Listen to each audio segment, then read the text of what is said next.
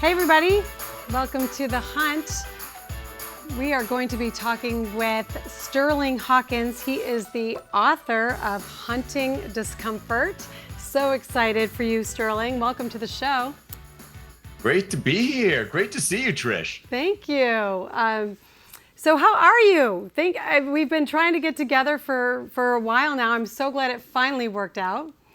You and me both. It feels like it's been forever. And I'm on a little bit of a book launch hangover. It just came out this past Tuesday, and I've been on podcasts and book signings and speaking things like you can't believe. So oh my goodness. Well done, my friend. Well done. Thank Just you. so Thank excited you. for you. I mean, you're a lot more than an author, so we're going to get into that. But let's just jump in. I mean, this has been week one, right?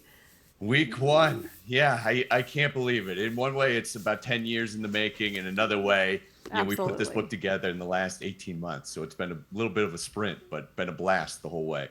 All right, so let's just tell the audience about who you are. So you have your whole Sterling Hawkins group that is training, development, professional consulting, right? That's right. Right, keynote speaking. I really work with people, work with leaders of mid-sized and large organizations to express their full potential. And when humans inside an organization are realizing their potential, the organization can't help but realize greater potential. So it really is all about the leadership and the development work we do with them. Key in the whole thing, as you might have guessed with the book, you've got to get the discomfort out of the way that's in the way of achieving the things that we all really want to achieve. Yeah, well said, and very appropriate for this show, by the way. I know that. I feel like we're kindred spirits. Yeah, no, absolutely, for sure. So, it's so funny we were talking earlier, today about just moving forward and kind of going through, different. You have to go through some adversity sometimes to come out to find the answer and then come out the other end, right? And so I think it's important for the audience to know that, you just didn't pop this out and here it is and everything was, easy and beautiful along the way. You've had a little bit of discomfort yourself. A lot of discomfort. And I didn't choose it, by the way. I think the biggest thing I hear from people well, we can, and I think there's a lot of power in that. But the biggest thing I hear around the book lately is, Sterling, you got to look at what's going on with my business and my relationships and my bank account, my life. But I don't need to hunt discomfort. I'm surrounded by it. And my answer is always the same.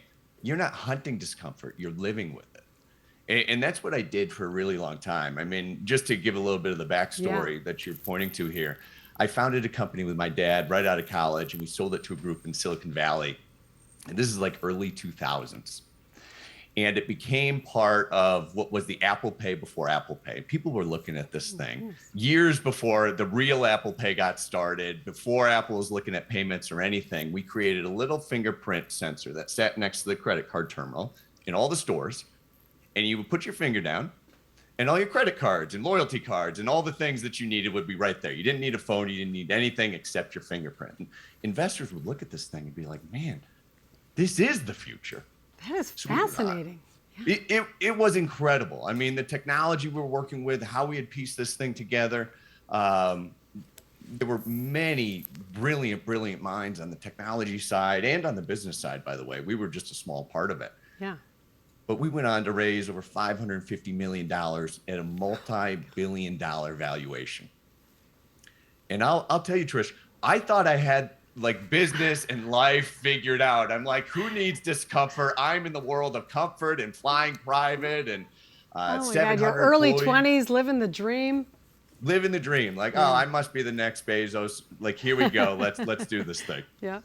But I definitely got ahead of myself and eased too much into the comfort and certainty that I had in my life. And when the housing market collapsed, our investment dried up, and all $550 million, $500 million gone. Oh gosh, that is devastating. I mean, I think we all remember the crash of 2008, just absolutely devastating for so many individuals and companies and just storied organizations, right? Yeah, it was brutal. It not only did I not have a job anymore, but eventually I run out of cash. I go from this big, beautiful penthouse in downtown San Francisco, like floor to ceiling windows, the whole thing, to the spare bedroom in my parents' house. Like when the company crashed, I crashed. Oh my goodness. I mean, in that moment were you like, why me? I don't understand how this happened. How could this happen? Like, what was your mindset at the time?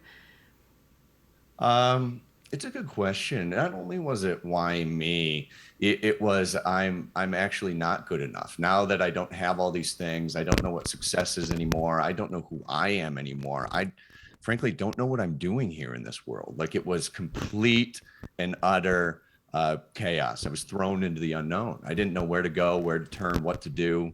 I didn't know anything. It was discomfort at its like most intense. So, Sterling, I want to just talk about that for a second because, on The Hunt, we often talk about, being in adverse situations or Yeah. having circumstances that sometimes they're in our control, sometimes they're not, and finding the courage and the inspiration and the motivation to navigate out of those situations. And how do you do Right. that with grace and integrity and not wallow for too long in your own pity party, so to speak.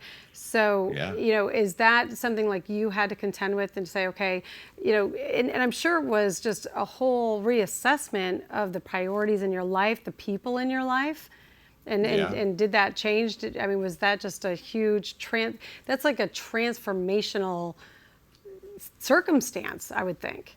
It really was. And it definitely connected me to what really mattered in my life, what mattered about me, what relationships mattered. And frankly, in having some of those dark night of the soul moments, Yeah. looking at, well, what did I want my life really to be about? I didn't want on my tombstone, was able to fly private a couple of times and there were models in his business office. Like that's not what I wanted my life to be. Yeah. And it was a chance to reevaluate, to say, okay, well, if that's not it, what is? Yeah. And that first night at my parents' house, I still didn't have an answer to this, but I started to take steps. I said, I don't know where I'm going to go. I don't know how I'm going to dig myself out of this hole. I was in probably 6 figures of personal debt at the time, but I'm That going is to do daunting. something. It was. I just said, like, I don't know how I'm going to handle this, but I'm going to take steps forward no matter what. And that was just a very personal mantra that I used, frankly, just to get myself out of bed in the morning, Yeah. to go to the gym occasionally, to call my creditors. And it was some of those really small steps, as you say, with integrity, with honor, looking at what really matters, that was the beginning of building myself back. So let's just talk about that for a second because there's so many, people in that situation and they ebb and flow, right? Like, you can be really high one minute and then just down, and it's just life. It's not perfect, and it shouldn't be. But what advice could you give to the folks listening? Just, what are some of those first steps you took to move yourself out of that? Like after you assessed, okay, I was here and overnight, now I'm here. Now Yeah. what? And then how much time did you give yourself to kind of navigate through it? Too long, Trish. I wallowed in it for a while. I love your honesty. I did. I was eating plenty of pizza and Netflix and the whole thing, and frankly, just feeling really bad for myself. And it was some of those small, no matter what's, that I took every day. Like, no matter what, I'm going to send this email. No matter what, I'm going to go to the gym. No matter what, I'm going to get out of bed. Like very simple, small things to get things moving. And my mom said this thing to me when I was a kid, and it came back to me probably because I was living with her. She said a lot of sayings, she still does, but the one that stuck with me, that came back to me, was the way out is through. And it's actually Robert Frost, but to me, it's always my mom, right? Yeah.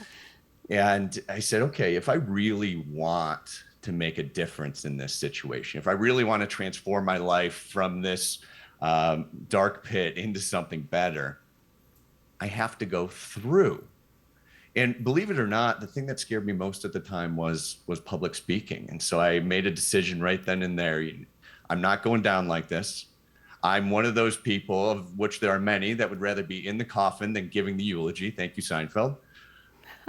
But I'm going to do it. I'm going to do it no matter what.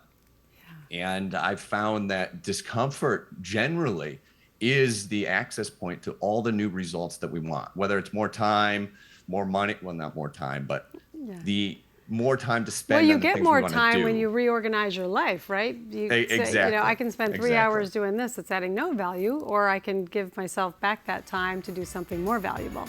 Sterling, hold that thought. We have so much more to talk about. Stay tuned, everybody. You are watching The Hunt with Sterling Hawkins, CEO of the Sterling Hawkins Group. Back in a minute.